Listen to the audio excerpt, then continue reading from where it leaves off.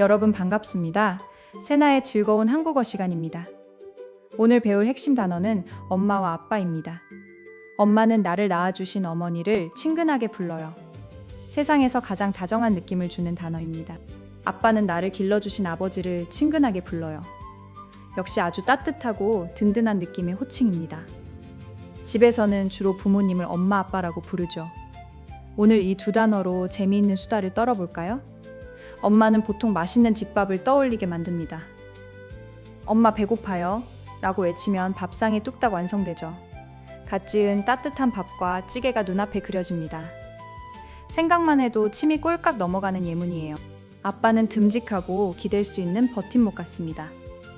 아빠 용돈 주세요 라고 애교를 부려보세요. 지갑을 슬그머니 여시는 아빠가 생각납니다. 부모님께 쓰기 가장 쉽고 유용한 말이지요. 사실 우리 집 엄마와 아빠는 개그맨 수준입니다. 매일 사소한 일로 귀여운 대결을 펼치시거든요. 어제는 저녁 반찬을 두고 싸움이 벌어졌습니다. 아빠가 밥상에 풀밖에 없다고 반항을 했지요. 엄마는 건강에 좋은 식단이라며 소리치셨습니다. 아빠는 깨갱하며 상추를 씹어 먹기 시작했죠. 소가 된 것 같다며 작게 한숨을 쉬시더군요. 그 짠한 눈빛에 결국 다 같이 웃어버렸습니다. 실제로 우리 아빠는 엄마를 무척 무서워하십니다. 집안의 진짜 권력자는 100% 엄마거든요. 아빠는 거실에서 청소기 소리만 나면 도망칩니다. 소파 구석에 바짝 붙어 눈치만 보시지요. 엄마는 그런 아빠의 심리를 아주 잘 활용하십니다. 힘든 일을 시키실 때는 비장의 무기를 쓰시죠. 오늘 저녁은 삼겹살이야 라고 미끼를 던집니다. 아빠는 그 고기 한마디에 바로 굴복합니다. 어제도 아빠는 맛있는 삼겹살을 위해 청소하셨어요. 바닥에 광이 날 정도로 열심히 걸레질을 했죠. 하지만 엄마는 아주 예리한 눈으로 먼지를 찾았어요. 결국 오늘도 잔소리 폭탄을 맞고 말았습니다. 아빠는 잔소리를 피해서 안방으로 긴급 대피했습니다. 혼자만의 공간에서 몰래 게임을 즐기시더군요. 그런데 신나게 켠 게임기 소리가 너무 컸습니다. 거실에서 요리하던 엄마의 귀에 딱 걸렸지요.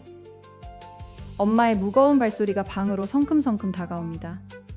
아빠는 다급히 화면을 끄고 책을 펼쳤습니다. 공부하는 고등학생처럼 진지한 눈빛 연기를 했죠.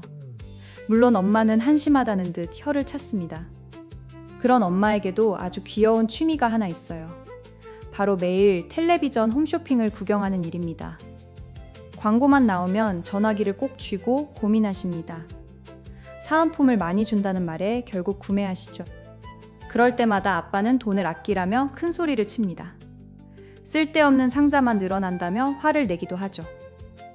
하지만 엄마의 차가운 눈빛 한 번에 꼬리를 내려요. 그렇게 우리 집에는 또 택배가 도착했습니다. 오늘 도착한 택배는 상자가 엄청나게 거대했습니다. 아빠는 투덜거리면서도 칼을 들고 다가왔지요. 상자를 조심스레 뜯어보고 깜짝 놀라시더군요. 엄마가 아빠를 위해 몰래 산 안마기였습니다.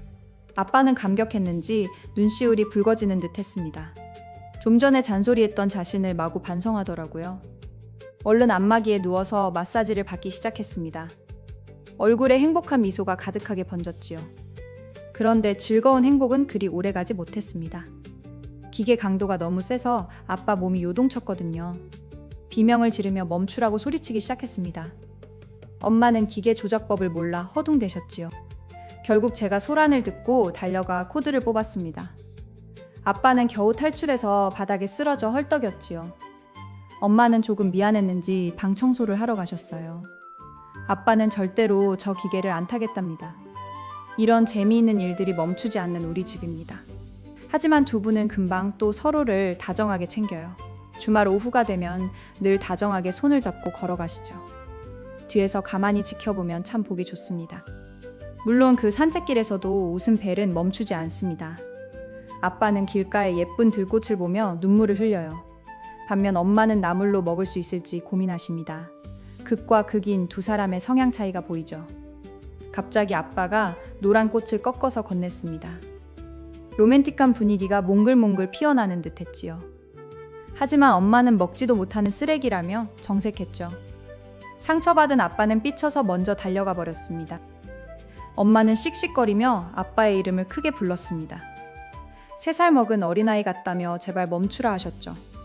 아빠는 그 외침에 못 이기는 척 걸음을 멈췄어요. 그리고 아무 일 없다는 듯 또 웃으며 걷습니다. 즐거운 산책을 끝내고 저녁 식사를 하러 갔습니다. 역시 식당 메뉴 선택부터 큰 갈등이 생기더군요. 아빠는 매콤한 뼈해장국이 무척 끌린다고 고집했죠. 엄마는 예쁜 서양식 레스토랑을 강력하게 우겼어요. 결국 우리 가족의 외식 메뉴는 피자로 결정됐습니다. 아빠는 느끼한 치즈가 입에 안 맞는다며 징징댔죠. 하지만 한 입 드시더니 누구보다 맛있게 흡입하셨어요. 엄마는 그저 말없이 아빠를 쳐다봤습니다. 아빠는 피자 한 조각에 핫소스를 범벅해 드시더군요. 빨간 소스가 흘러내리는 비주얼에 혀를 내둘렀습니다. 이렇게라도 매운맛을 느껴야 살 것 같다고 하셨죠. 한국인의 매운맛 사랑은 정말 알아줘야 합니다. 배부르게 먹고 온 저녁 아빠가 예시이야기를 하셨어요. 젊은 시절에 자기가 엄청난 미남이었다고 주장하셨죠. 동네 여성들이 자기만 오면 기절할 뻔했답니다. 엄마는 콧방귀를 끼며 조용히 하라고 하셨죠. 엄마의 기억 속 아빠는 전혀 다른 사람 같았습니다. 맨날 고백 편지를 들고 문 앞에서 울었다고 하셨죠. 편지에 눈물 자국이 얼룩덜룩 묻어 있었다며 웃으셨어요. 아빠는 갑자기 기침을 하며 물을 드셨지요. 그렇게 티격태격해도 아빠는 오직 엄마뿐입니다. 엄마가 모임에 나가면 안절부절 못하고 서성이시죠. 전화해서 언제 돌아오냐고 물어보는 게 일과입니다. 엄마는 귀찮다고 하면서도 행복해 보였습니다.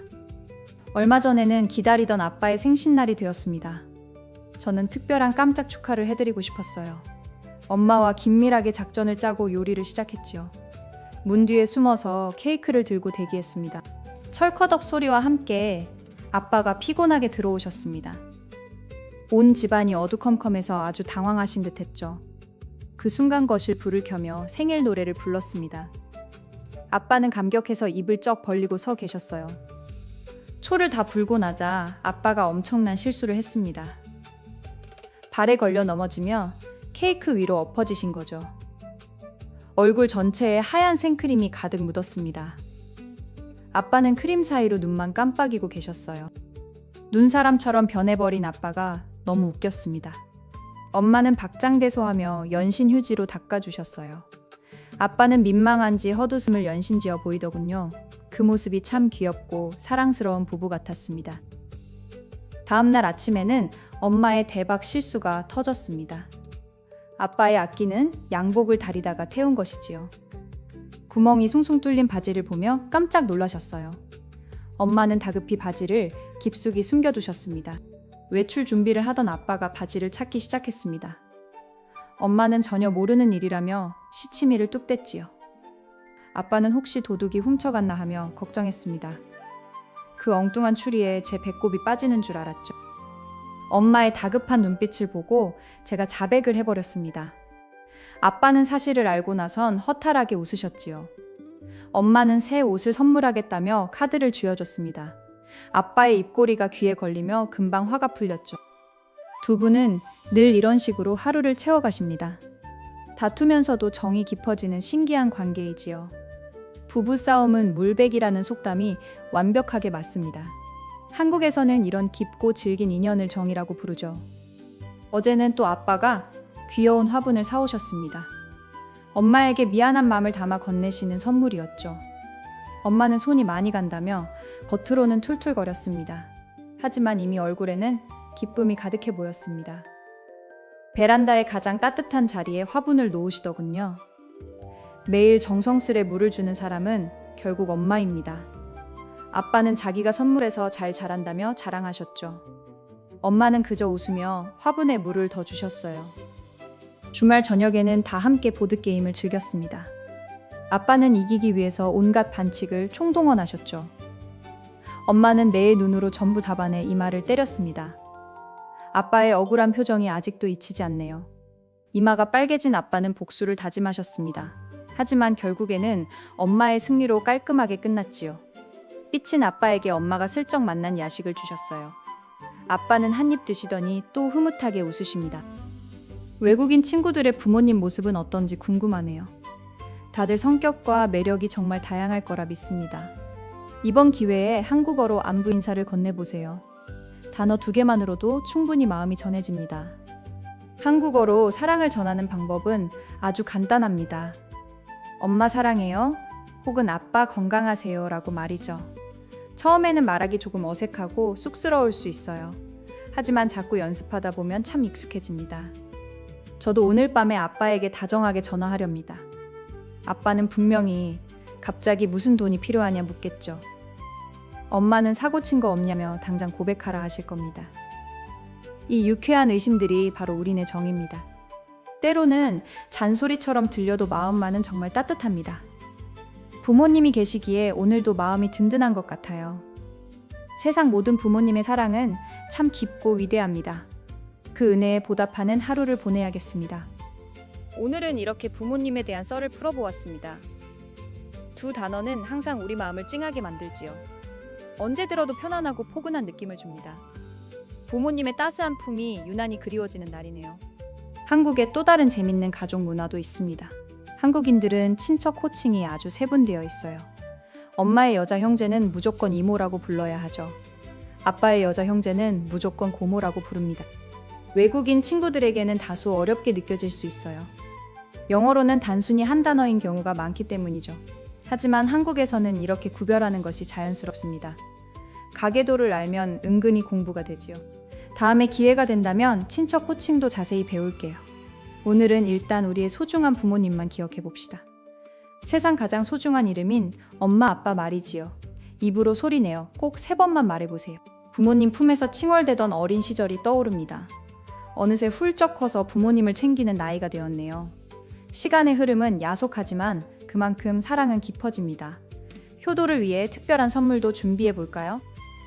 거창한 선물보다 따뜻한 포옹 한 번이 좋습니다. 부모님과 마주 앉아 식사를 나누는 것도 훌륭하죠. 부모님은 자녀와 함께하는 시간만을 유일하게 바랍니다. 오늘 꼭 다정한 눈빛으로 사랑을 표현하세요. 오늘 부모님 주제로 나눈 대화는 여기까지입니다. 소중한 사람들과 늘 따뜻한 대화를 이어가 보세요. 다음에도 세나쌤이 더욱 신나는 이야기로 돌아올게요. 그럼 모두 행복한 하루 보내시고 안녕히 계세요.